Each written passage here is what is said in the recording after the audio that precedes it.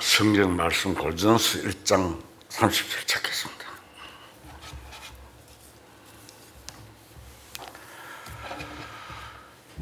성경 말씀 고린도전서 1장 30절.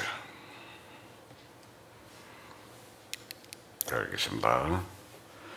너희는 하나님으로부터 나서 그리스도 예수 안에 있고 예수는 하나님께로부터 나와서 우리에게 지혜와 어려움과 거룩함과 구원함이 되셨으니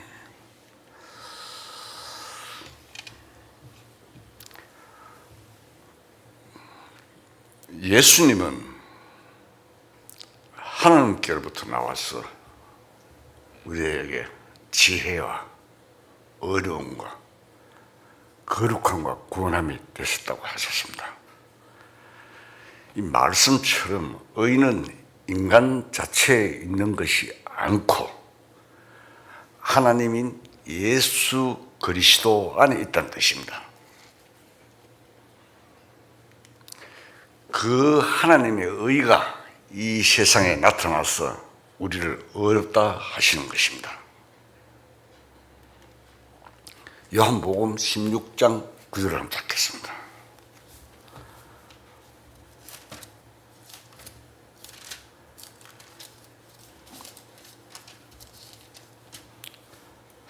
요한복음 16장 9절.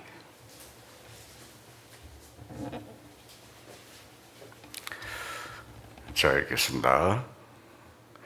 죄에 대하여라 하면 그들이 나를 믿지 아니하며 의에 대하여라 하면 내가 아버지께로 가니 너희가 다시 나를 보지 못하며. 여기서 이 죄는 십자가에 달리사 우리의 죄를 담당하신 예수님을 믿지 않는 것을 말하고, 또 의는 부활 승천하신 예수님을 믿는 것을 말합니다. 로마서 4장 25절 한번 보겠습니다. 로마서 4장 25절. 자, 읽겠습니다. 예수는 우리가 범죄한 것 때문에 내줌이 되고 또한 우리를 의롭다 하시기 위해서 살아나셨느니라. 자, 로마서 4장 25절에 잘 설명을 되어 있죠. 예수는 우리에게 범죄한 것 때문에 내줌이 됐다. 또한 우리를 의롭다 하시기 위해서 부활하셨다, 살아나셨다, 이렇게 말씀을 기록해 주고 있습니다. 그러니까 의에 대하여라 하면 내가 아버지께로 가니라는 말씀은 주님이 죽으셨다가 부활 승천하신다는 뜻입니다. 승천하시면 제자들이 육신적으로 예수님을 다시는 볼 수가 없습니다. 그러나 사람이 어렵다 함을 받기 위해서는 그렇게 되어야 합니다. 예수님은 부활 승천 후에 하나님 우편에 계시고 우리를 위해서 기도하십니다. 대변하고 계셔서 대변자로 계신다 이 말입니다. 그러면 우리가 어렵다 함을 받는 것입니다. 그냥 우리가 어렵게 되는 것이 아니고 그렇게 기도해 주시고 변호하시므로 그러므로 우리가 어렵다 함을 받는다는 것입니다. 예수님의 부활이 없으면 우리가 어렵다 함을 받을 수가 있겠습니까? 없습니다. 그래서 예수님이 부활하신 것은 굉장히 깊은 의미가 있는 것입니다. 베드로전서 1장 3절을 찾겠습니다.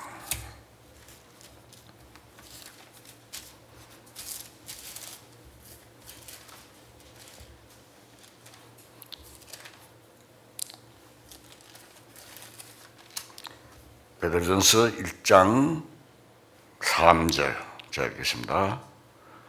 우리 주 예수 그리스도의 아버지 하나님을 찬송하리로다.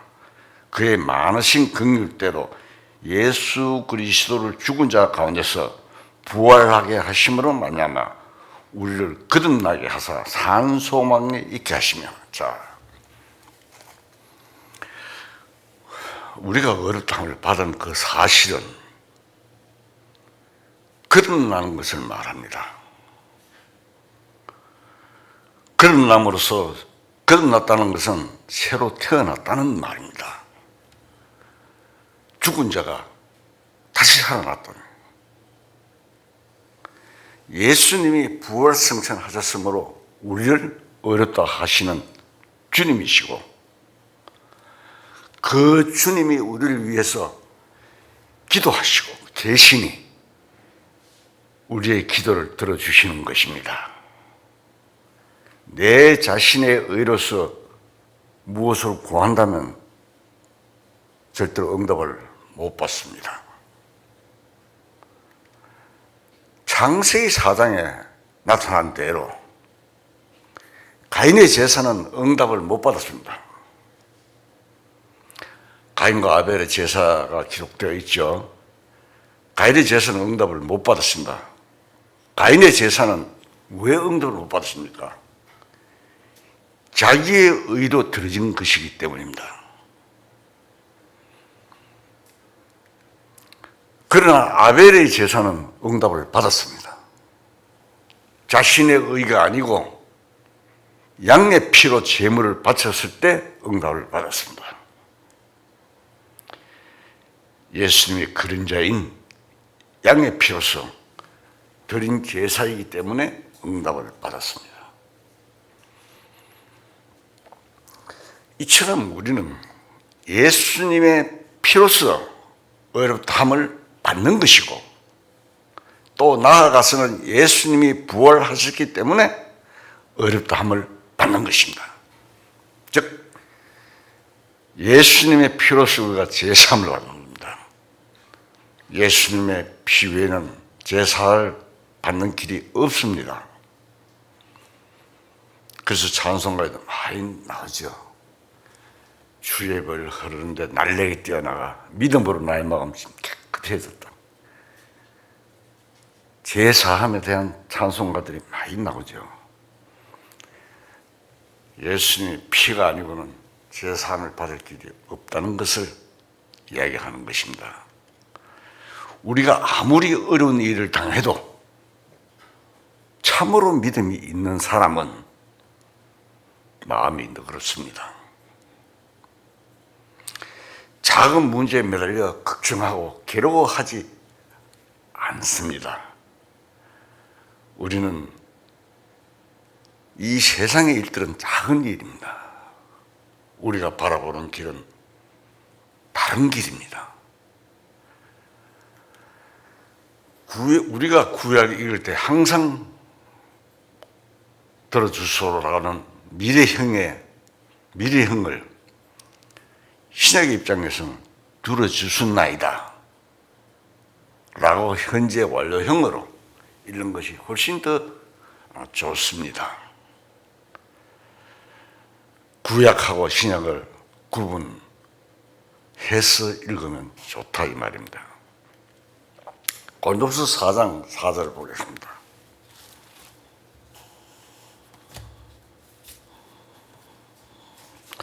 고린도후서 4장 4절. 자, 읽겠습니다. 고린도후서 4장 4절입니다. 그 중에 이 세상의 신이 믿지 않는 자들의 마음을 혼미하게 하여 그리스도 영광의 복음의 광채가 비치지 못하게 함이니 그리스도는 하나님의 형상이니라. 우리를 전파하는 것이 아니라 오직 그리스도 예수의 주되신 것과 또 예수를 위하여 우리가 너희의 종된 것을 전파함이라. 어두운 데 빛이라 말씀하셨던 그 하나님께서 예수 그리스도의 얼굴에 있는 하나님의 영광을 아는 빛을 우리 마음에 비추셨느냐. 자, 이 말씀을 잘 보면은 우리가 알 수가 있습니다. 무엇을 알 수 있느냐? 하나님이 보이는 예수님으로 나타나는 것을 알 수 있습니다. 우리가 하나님 보이지 않죠. 그런데 하나님이 보이는 예수님으로 나타난 것을 알 수 있습니다. 예수님과 하나님을 따로 생각하여 예수님을 하나님보다 낮게 생각하기가 쉽습니다만 예수님과 하나님은 동일하신 분입니다. 우리가 늘 삼위일체하잖아요. 성부, 성자, 성신. 동일하신 분입니다. 그 나타나 하나님의 형상이니라. 보이지 않는 하나님이 아들의 형상으로 나타난 것뿐이지 예수님 안에는 하나님이 계셨습니다. 그렇기 때문에 그리스도는 하나님의 형상이라고 한 것입니다. 그 형상 속에 하나님의 영광이 있습니다. 예수 그리스도라는 육체를 입고 온 그 자체가 하나님의 영광이 나타난 것입니다. 창세기 1장에 보면 완전히 캄캄한 지구에 빛이 비쳤을 때 하나님이 보시기에 좋았더라고 되어 있습니다. 이 캄캄한 세상에 빛으로 나타난 예수님이 바로 하나님의 영광입니다. 하나님의 얼굴에 있는 하나님의 영광을 아는 빛을 우리 마음에 빛이 있었으므로 우리가 구원받을 때 마음에 성령이 오시는 것입니다. 하나님 편에서 진리가 바로 빛이고 그것이 내 마음에 올 때에 빛을 받게 되는 것입니다. 그 빛이 그리스도의 얼굴에 나타난 하나님의 영광입니다. 예수님 당시에 유대인들이 예수님을 배반하고 도전한 것과 똑같은 모습입니다. 예수님은 분명히 하나님의 영광을 가지고 이 세상에 오셨습니다. 그래서 누구든지 그 진리를 받아들이기만 하면은 예수님이 하나님의 아들임을 알게 됩니다.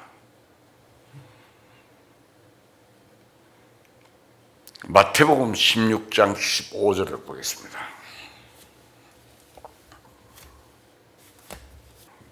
제가 읽겠습니다. 이르시되 너희는 나를 누구라 하느냐? 시몬 베드로가 대답하여 이르되 주는 그리스도시요 살아계신 하나님의 아들이시니라. 예수께서 대답하여 이르시되 바요나 시몬아 네가 복이 있도다. 이를 내게 알게 한 이는 혈육이 아니요 하늘에 계신 내 아버지시니라. 자, 여기 보면 이런 말씀이 있죠. 어느 날 예수님께서 제자들한테 너희는 나를 누구로 하냐?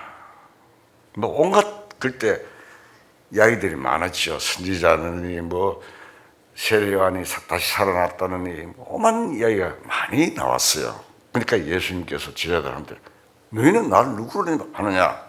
이렇게 물으니까 베드로가 주는 그리스도라고 했습니다. 그리스도는 메시아잖아요. 대답했습니다. 그러니까 그때 예수님은 베드로를 보고 이를 네게 알게 한 이는 육혈육이 아니다. 하늘에 계신 내 아버지시니라 라고 말씀하셨습니다. 참 놀라운 일입니다. 우리는 마음속에 주님께 나타난 하나님의 영광을 아는 빛을 받은 사람입니다. 그렇지만 우리가 아직 그 영광을 깊이 모르고 있기 때문에 종종 우리들은 그 영광을 욕되게 할 가능성이 많습니다. 바울은 너희가 먹든지 마시든지 무엇을 하든지 하나님의 영광을 위해서 하라고 말을 했습니다. 그러면 이후에도 두 가지 죄가 있습니다. 도덕적으로 짓는 죄와 또 성령을 거스린 죄입니다. 죄가 두 가지가 있습니다. 크게 분류를 하면은 육신적으로 지은 죄는 도덕적으로, 정적으로 지은 죄입니다.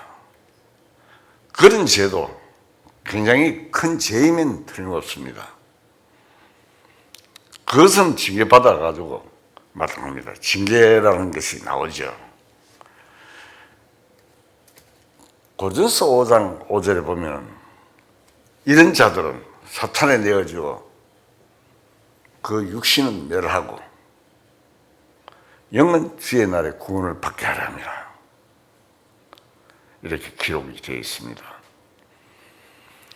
징계에 대한 말씀입니다. 이 말씀이. 그러나 그보다도 더 큰 죄는 하나님의 영광에 도전하는 죄입니다. 우리가 구원받은 사람들이 이 사실을 잘 알아야 됩니다. 두 가지 죄가 있고 한 가지 죄는 좀 그래도 그것도 소홀해서는 안 되지만은 더 큰 죄가 성령을 거스린 죄입니다. 민수기에 보면은 그런 말씀이 나오죠. 고라 자손들이 모세에게 도전하는 죄입니다. 모세를 보고 당신만 하나님의 일을 하느냐? 우리도 할 수 있다. 하면서 모세와 아론에 대해서 도전을 했습니다. 그 고라가 그 일당들이 당을 지어가지고 모세에게 도전한 내용들이 민수기에 보면 나옵니다. 자, 그래서 이 고라 자손들이 어떻게 됐습니까? 하나님의 심판을 받아 다 죽었습니다. 땅이 쫙 갈라지면서 고라 자손들이 전부 다 집과 모든 재물과 고라 자손들이 대항하던 자손들이 전부 다 그 땅을 열어서 그 속에 다 빠졌어요. 그리고 위에 흙이 다 덮여버렸습니다. 그런 일들이 구약 성경에 기록되어 있습니다. 하나님의 영광에 도전한 죄는 일반적인 도덕적인 기준에서 볼 때 죄처럼 안 보이는 경우가 많습니다. 그래서 사람들이 착각할 가능성들이 많은 죄입니다. 사람들은 가령 어떤 사람이 무슨 불의한 일을 행했다고 하면 아주 나쁜 사람이라고 이래 저래 말을 많이 합니다. 구원받은 이후에도 성적인 죄를 지는 일이 있습니다. 그런 것은 순간적인 죄입니다. 그렇다고 해서 그런 것을 등한히 여기라는 뜻은 아닙니다. 그러나 하나님이 보실 때는 그런 죄보다도 하나님의 어떤 계획에 도전하는 것이 더 큰 죄입니다.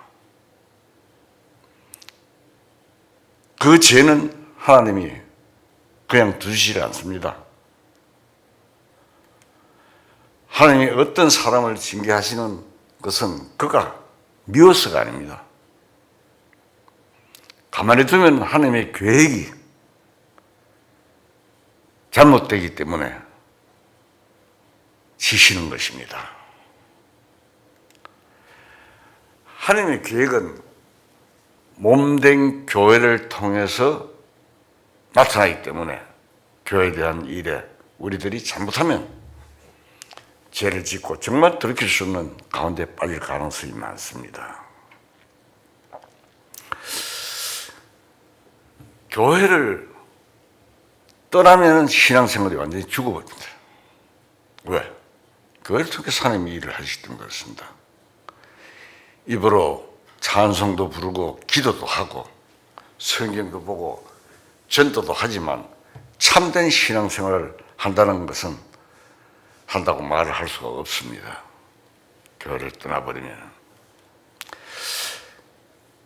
교회라 하는 건 여러분들한테 수차 말씀드리기 때문에 잘 아시잖아요. 초대교회 오순절부터 성령이 오셔서 계속적으로 이어져 나오는 에클레시아 군반은 무리 가운데 주님께서 역사하시기 때문에 신앙생활은 하나님의 계획 안에서 우리 자신을 바쳐가면서 생활하고 또 자신에게 닥치는 십자가를 지고 또 교회에 당하는 여러 가지 어려움이 있으면 함께 참아가면서 믿음이 자라가는 것입니다.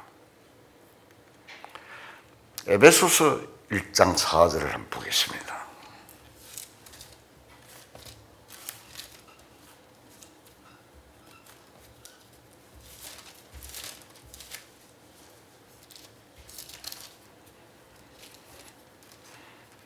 에베소서 1장 4절. 자, 읽겠습니다. 곧 창세전에 그리스도 안에서 우리를 택하사 우리로 사랑 안에서 그 앞에 거룩하고 흠이 없게 하시려고. 이렇게 되어 있습니다. 여기 보면은 어떻게 되어 있습니까? 우리를 택하사 이런 말씀이 있죠.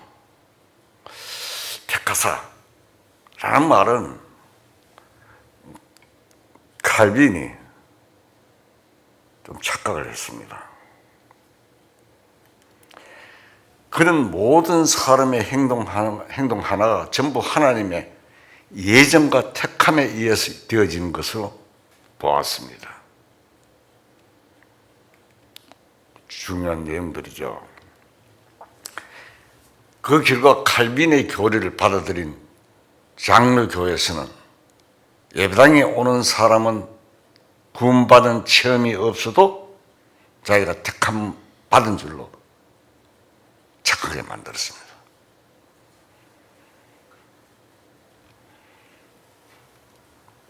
자기의 모든 삶은 하나님의 예정이다 라고 생각하니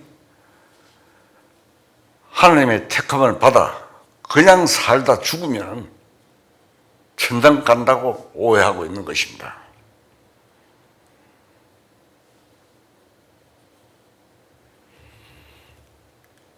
그러나 여기에 택하사라는 말은 이 세상을 창조하시기 전에 그 아들의 신부를 하나 택해 놓았다는 말입니다. 인류 역사는 창세전에 특정한 사랑의 짝인 교회를 이루어가는 것입니다. 구약과 신약 역사의 과정은 하나님이 택하신 그리스도의 신부를 형성해가는 과정입니다. 이것이 하나님의 뜻입니다. 계획입니다.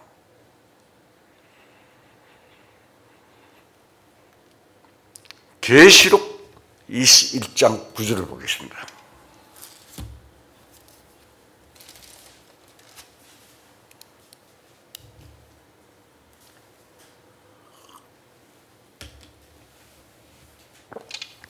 계시록 21장 9절. 자, 읽겠습니다. 7 대접을 가지고 마지막 7장을 담은 7 천사 중 하나가 나와서 내게 말하여 이르되 이르오라 내가 신부 곧 어린 양의 아내를 내게 보이라. 또 그 다음 10절 한번 봅시다. 성령으로 나를 데리고 크고 높은 산으로 올라가 하나님께로부터 하늘에서 내려온 거룩한 성 예루살렘을 보이니. 자, 여기 보면은 이 성령이 사도 요한에게 말씀하기를 내가 내게 신부를 보여주리라 하더니 예루살렘을 보였습니다. 교회가 완성된 것이 이 예루살렘입니다. 우리가 구원받는 것은 한 그리스도인을 택함 받는 것입니다. 그리스도인으로. 그러니까 몸에 붙으면 한 지체가 되는 겁니다. 주님의 신부의 한 지체로 들어가기 위해서 택함 받는 것이 바로 구원받는, 거듭나는 순간입니다. 그러나 일꾼으로 쓰임 바울은 모태로부터 택함을 받았습니다. 또 세례 요한도 모태로부터 성령이 충만한 자였습니다. 상세하게 기록되어 있죠. 누가복음이든지 보면은 마리아의 친척입니다. 세례 요한이 한 6개월 미리 낳죠. 예수님보다. 기록에 보면은. 교회 역사 속에 어떤 사람들이 하나님께 특별히 서임을 받기 위해서 택함 받는 일이 있습니다. 모세도 마찬가지였습니다. 모세도 택함을 받은 사람입니다. 굵게 서이는 모든 택함을 받는 사람이 하나님의 일을 위해서 특정하게 있습니다. 물론 하나님의 영원전의 계획이었지만 사울왕 같은 사람들은 버림을 받는 왕이었습니다. 다윗이 택함을 받았습니다. 선지자 사무엘이 기름병을 가지고 다윗의 아버지 이새 집에 앉아 있을 때 이새의 맏아들부터 하나씩 데려오라고 하니까 사무엘이 이도 아니요 저도 아니요 이 자도 아니다 저 자도 아니다 라고 했습니다. 끝으로 다윗을 불러왔습니다.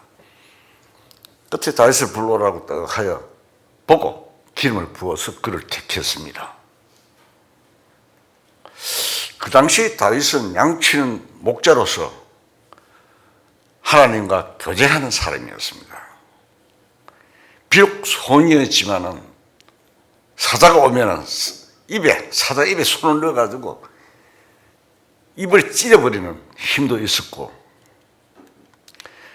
골리앗을 죽일 때는 하나님의 이름을 욕하는 저 사람을 왜 그냥 두느냐 하면서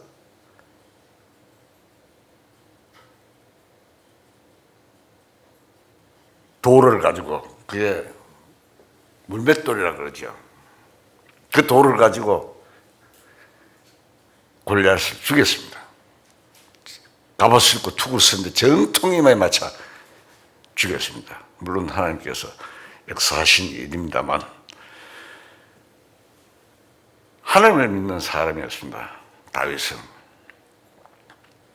믿는다 하면 그냥 아는 것이 아니고 의지하면서 하는 사람이었습니다. 그는 하나님 앞에 자신을 드리는 믿음이 있었기 때문에 하나님의 일꾼으로 세워졌던 것입니다. 우리가 알아야 할 것은 주님을 사랑하는 마음으로 자신을 진정으로 하나님 앞에 드리면 주님이 하시는 일에 우리가 쓰임을 받는 사람이 될 수 있다는 사실입니다. 구약의 교훈을 받아보면 그렇습니다. 신약 헌신이라는 말은 자신을 주님께 드린다는 뜻인데, 그 드린다는 말 속에 구별된다는 뜻이 들어 있습니다. 육신적으로 굉장히 시련을 많이 겪는 고달픈 삶을 살게 됩니다.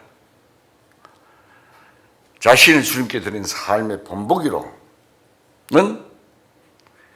우리의 믿음의 조상 아브라함의 삶입니다. 아브라함을 선택할 때 어떻게 했습니까? 친척 본토 아비집을 떠나 내가 지시한 땅으로 네가 가라, 그 말씀하셨죠. 그 아브라함은 자기 고향과 친척과 또 조카 롯, 조카 자기 육신이 낳은 이스마엘까지 버리고 또 나중에는 어떻게 했습니까?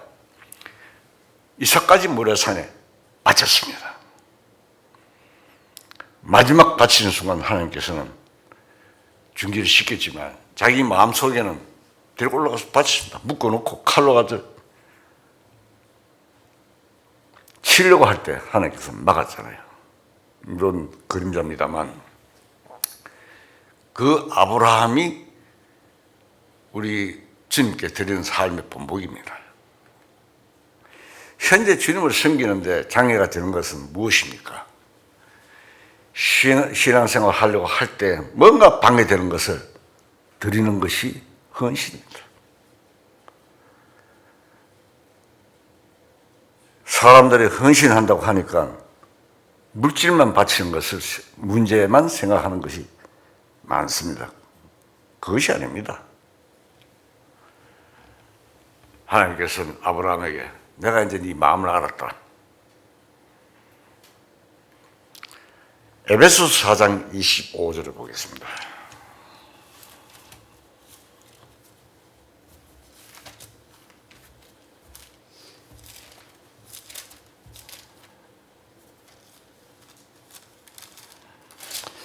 에베소서 4장 25절 제가 읽겠습니다. 그런즉 거짓을 버리고 각각 그 이웃과 더불어 참된 것을 말하라. 이는 우리가 서로 지쳐야 됩니다. 분을 내어도 죄를 짓지 말며 해가 지도록 분을 품지 말고 마귀에게 틈을 주지 말라. 우리가 육신을 가지기 때문에 분을 내는 수가 있습니다. 그런데 그 분을 내어도 죄를 짓지 말라고 했습니다. 분한 마음이 날 때는 죄를 짓지 말라는 뜻입니다. 해가 진다는 말은 마음이 어두워져 버리는 것을 말합니다. 분한 마음이 오래 쌓여 있으면 마음이 어두워지고 그러한 상태가 오래가면 마음에 해가 져버립니다. 그래서 해가 지도록 분을 품지 말라는 말입니다. 어떤 군받은 사람은 피차 안에 개인적인 문제로 마음이 상해버리면 교제에 안 나옵니다. 마음이 어두워지기 때문에 사람들을 만나기 싫은 것입니다. 빛 가운데 나타나기 싫은 것입니다. 어둠은 빛을 미워합니다. 그래서 분을 내어도 죄를 짓지 말라고 한 것입니다. 분한 마음이 생기면 참고 있다가 서로 얘기해서 풀어버리고 자백하고 서로 이야기해야 합니다. 세상 사람들은 서로 싸우다가도 술집에 가서 술 한잔 같이 먹고 야 네가 잘했니 내가 뭐했니 하고 서로 이야기하다가 그래 이제 다 잊어보자. 이게 잘 풀어집니다. 그래서 우리가 서로 분한 마음이 생길 때 서로 이야기를 하고 풀어야 됩니다. 그걸 해결하지 않고 마음속에 품고 미운 마음이 오래 가면 마음의 빛이 떠나게 됩니다. 마귀의 틈을 준다 이 말입니다. 그 사이를 비집고 들어온 것이 사탄이잖아요. 그래서 우리는 그 맡긴 사람은 물론이고 다른 사람과도 만나기 싫어져서 결국 교제에 안 나오게 되는 것입니다. 신앙생활 하는데 제일 잘 걸려 넘어지는 문제가 바로 그 문제입니다. 웬만한 일은 넘기는데 분한 마음이 생기면 억울하잖아요. 분한 마음이. 뭐든지 자기가 생각할 때 억울한 게 있으면 분한 마음이 생기잖아요. 분한 마음이 생기면 그것 때문에 넘어지기가 참 쉽습니다. 그럴 때 그것을 잘 다쓸 수 있으면 빛 가운데 살 수 있습니다. 우리가 분한 마음이 생길 때 그것을 깊이 생각하면 자기가 죽을 수밖에 없습니다. 그때 즉시 나도 어쩔 수 없구나. 나도 자신이 내가 그런 것 하나 못 참지 못하고 미워하고 분을 내는구나. 주님, 이 마음까지 나를 구원해 주십시오. 라고 아뢰어야 합니다. 주님께. 부족한 자신의 그런 부분들을 주님께 기도를 하면서 다시 빛 가운데로 나와야 하는 것입니다. 그것이 바로 생활 속에서 구원을 받아가는 문제입니다. 즉 다른 말로 말하면 생활 구원입니다. 영원히 단번에 구원 받았을 때 지옥 가지 않기로 된 것이지만 우리는 시시때때로 생활 속에서 구원을 받아가야 합니다. 어떤 문제가 생겼을 때 먼저 조용히 자기 일을 살펴보아야 합니다. 그러면 상대가 내게 잘못한 것이나 내 마음에 미워하는 것이나 둘이 똑같은 것임을 알 수가 있습니다. 나도 큰소리 칠 수가 없는 존재입니다. 내 속도 악이 있다는 것을 깨닫게 됩니다.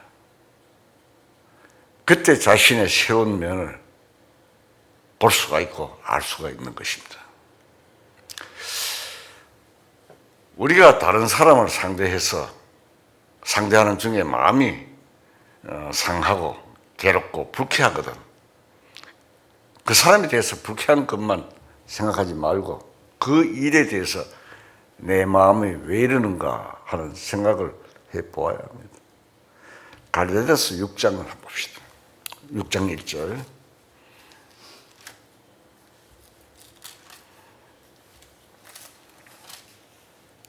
바로 앞에 있네요. 6장 1절. 자, 읽겠습니다. 형제들아, 사람이 만일 무슨 범죄한 일이 드러나거든 신령한 너희는 온유한 심령으로 그러한 것을 바로잡고 너 자신을 살펴보아 너도 시험에 받을까 두려워하라.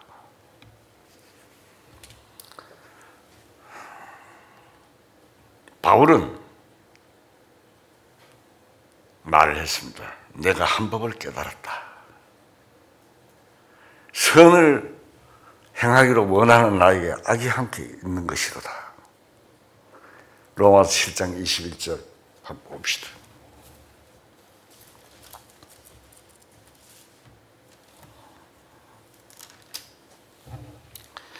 로마서 7장 21절. 그러므로 내가 한 법을 깨달았느니 곧 선을 행하기 원하는 나에게 악이 함께 있는 것이로다. 정확하게 마음을 진단했죠. 그리고 24절을 보겠습니다. 로마서 7장 24절입니다. 오라 나는 공고한 사람이로다. 이 사망의 몸에서 누가 나를 건져내랴. 바울은 이렇게 자기를 보고 한탄한 말을 했습니다. 내 마음도 내 행위도 하나님께 제물이 될 수 없습니다. 나에게는 하나님 앞에 제물로 드릴 수 있는 것이 하나도 없다 이 말입니다. 구원 받았지만 아직 내 속에는 악한 마음이 있는데 이런 죄인을 위해서 주님이 죽으셨구나 하는 마음을 가지고 그 마음을 가지는 것이 의의 제사입니다.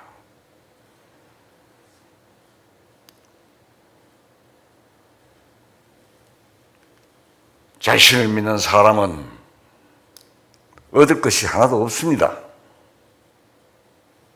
신앙생활을 하는 중에 화를 안 내려고 해도 화가 나고 미워하지 않으려고 해도 미워하는 마음이 생겨날 때 자기 자신에 대해서 실망하게 되는데 그것은 자신을 의지하고 기대를 걸었기 때문입니다.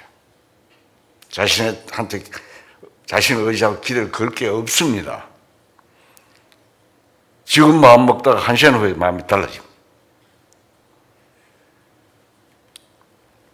보통 비교적 정직하고 양심적인 사람들일수록 별다른 변화가 없는 신앙생활을 합니다. 그러나 생활에 오르내림이 많은 사람들은 마음의 문제를 많이 가지고 있습니다.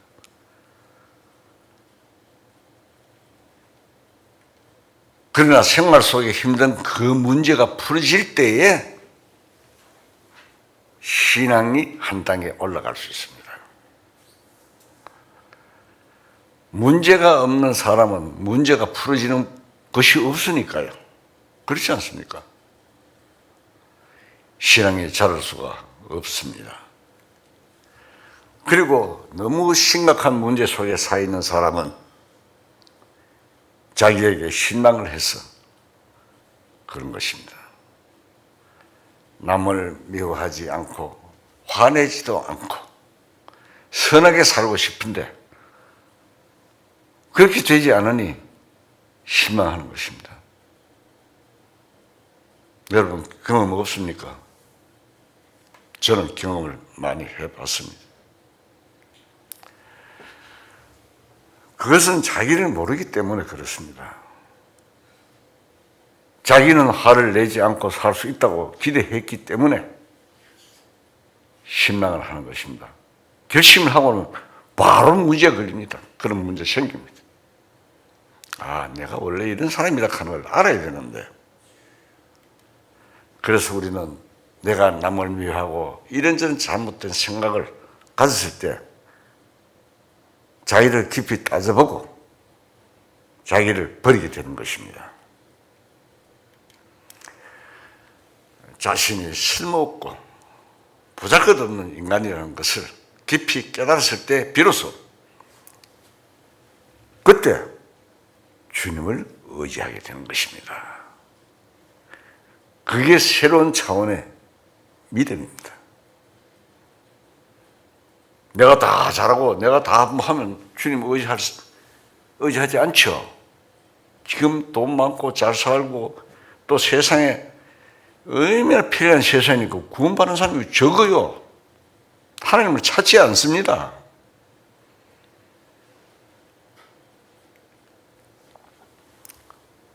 유대민족은 메시아가 와서 로마를 쳐부수는 기적을 원했습니다. 메시아가 오신다 하는 것은 이스라엘 민족들이, 유대 민족들이 다 알고 있어요. 지금도 기다리고 있잖아요. 메시아가 초림해 오셨다 가셨는데 아직 기다리고 있어요. 그 사람들은 그 메시아가 오셔서 로마를 쳐부수는 기적을 원했습니다. 그때 당시. 그때 이스라엘은 로마의 시제의 지배 아래 있었습니다.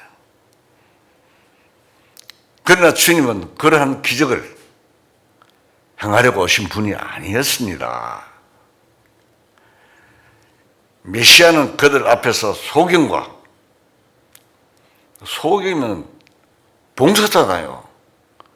안전병이 날 때부터 안전병이를 낫게 하고 죽은 자까지 살리시고 나사로 죽은 지 나흘 만에 살렸잖아요.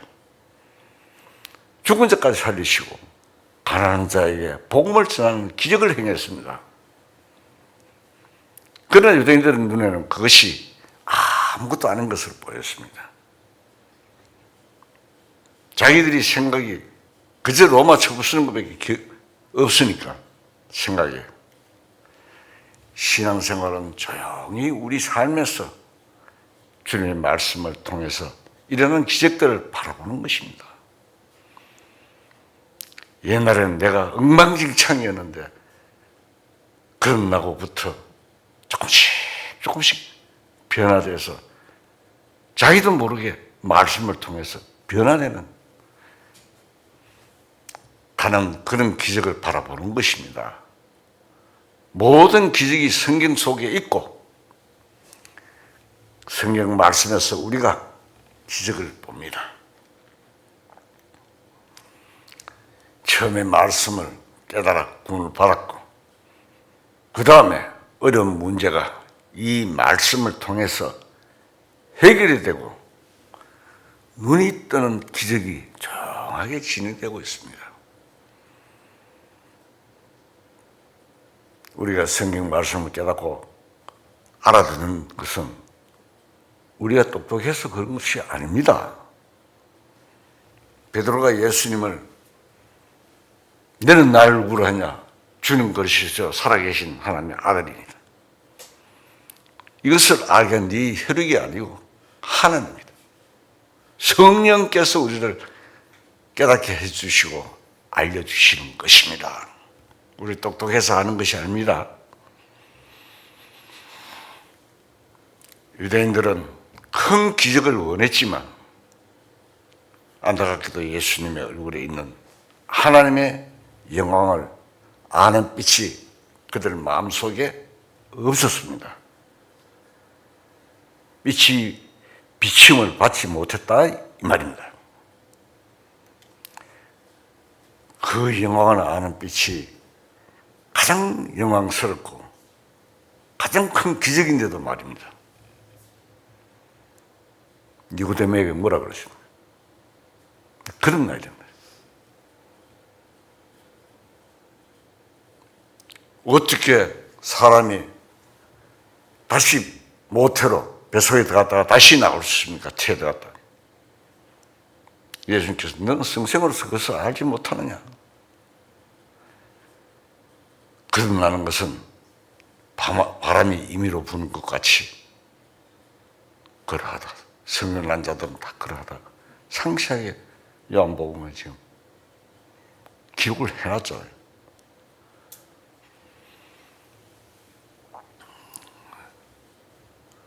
그 영광을 아는 빛이 가장 영광스럽고 가장 큰 기적인데도 말입니다. 예수님의 얼굴에 있는 하나님의 영광을 볼 줄 알았으면 그들 마음속에 얼마나 큰 변화가 일어나지 않았겠습니까?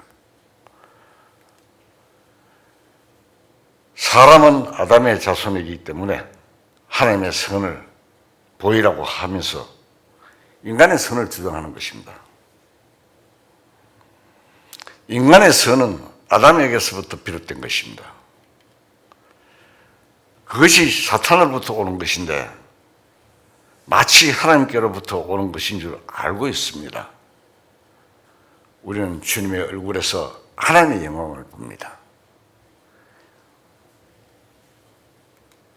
예수님이 없이 하나님의 영광이 나타나면 사람들이 다 죽게 됩니다. 구약에도 있죠. 나를 본 자는 살 자가 없다.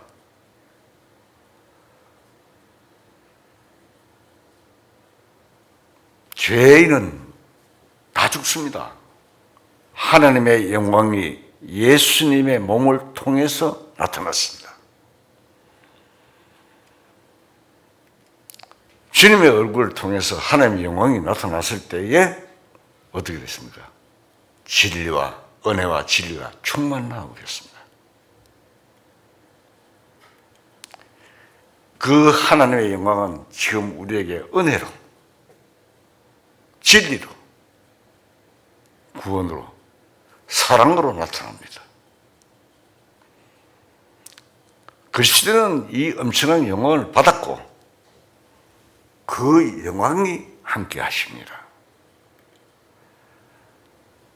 그러나 우리가 아직도 육신적이기 때문에 다른 영광을 찾는 것입니다. 다른 영광을 찾으면서 표적을 보여달라고 하고 자기 개인의 생활 속에서 하나님의 어떤 기적이 나타나기를 바랍니다.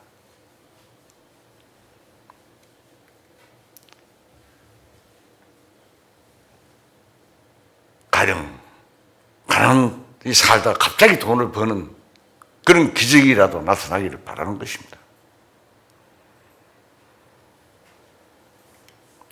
우리가 처음 구원을 받았을 때 이 세상에 어떤 것도 주님보다 더 귀한 것이 없구나라고 생각했습니다.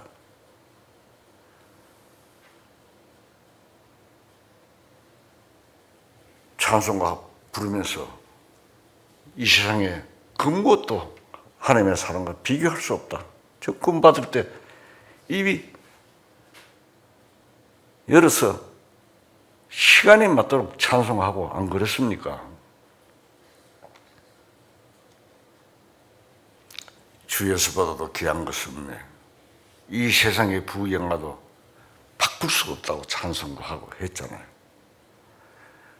그런데 조금 있으니까 생각이 바뀌어집니다. 육신의 마음을 만족시키려고 다시 세상을 찾아다니는 것입니다. 그러나 주님의 얼굴에 있는 그 하나님의 영광을 계속 우리가 알아갈 수 있다면 그 마음에 두신 기쁨이 재물의 풍부한 것보다 더 나은 것을 발견할 수 있을 겁니다.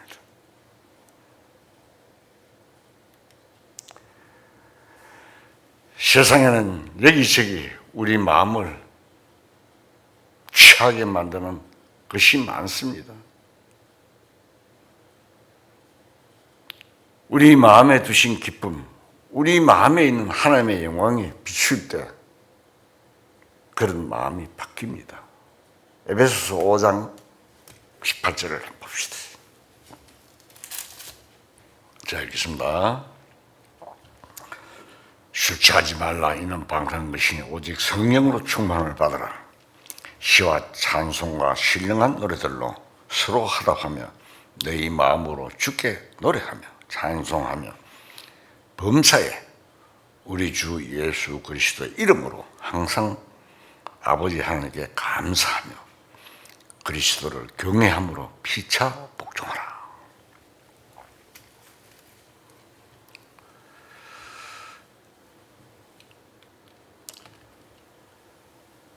우리가 이러한 성경 말씀을 읽으면서 우리의 부탁하신 말씀이잖아요. 이 부모가 자식이 잘못했을 때 매를 때리잖아요. 그러나 자식이 잠들면은 울다가 잠을 자면 입을 덮어주는 것이 부모의 사랑입니다. 그렇지 않습니까? 우리가 그리스도인은 죄 때문에 어떤 징계를 받을 수 있습니다. 그리고 엄청난 환난을 당할 수도 있지만 하나님 안에서 우리는 참 평안히 쉴 수 있습니다. 이 세상 우주를 창조하신 하나님입니다. 그리고 온 인류를 하나님의 사랑짝으로 교회를, 신부를 만들어가고 있습니다.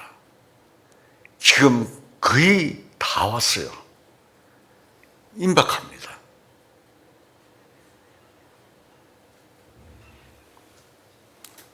믿지 않는 세상 사람들도 말세라고 이야기하고 있습니다.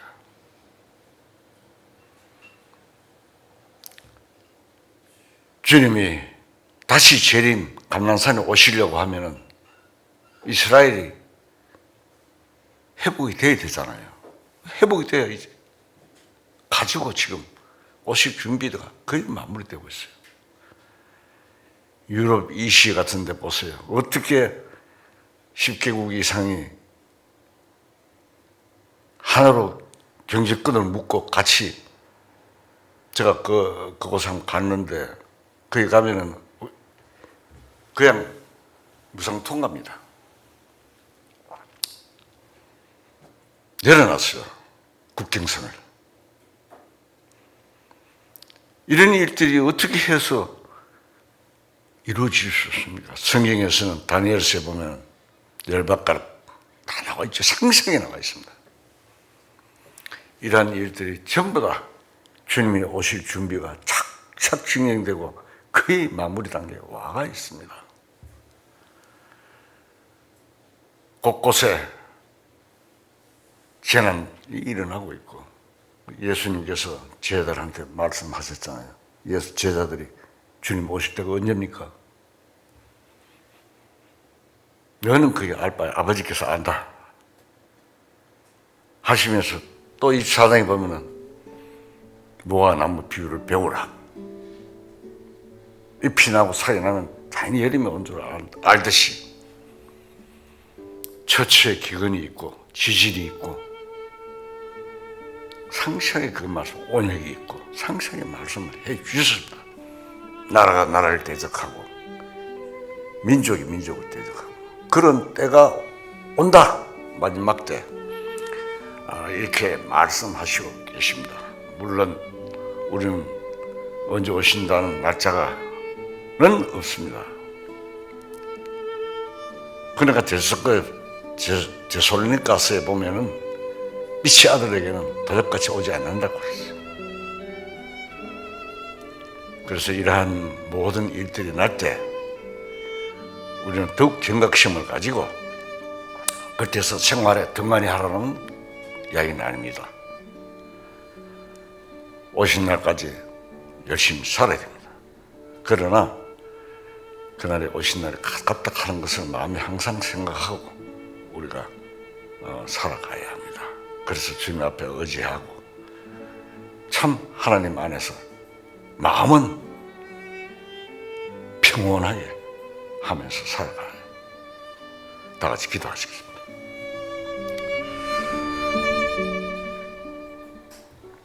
거룩하시고 전능하신 하나님 아버지, 거룩하신 하나님의 말씀으로 어려워지는 것 길을 깨달을 수 있게 도와주신 은혜 감사와 찬송을 드립니다.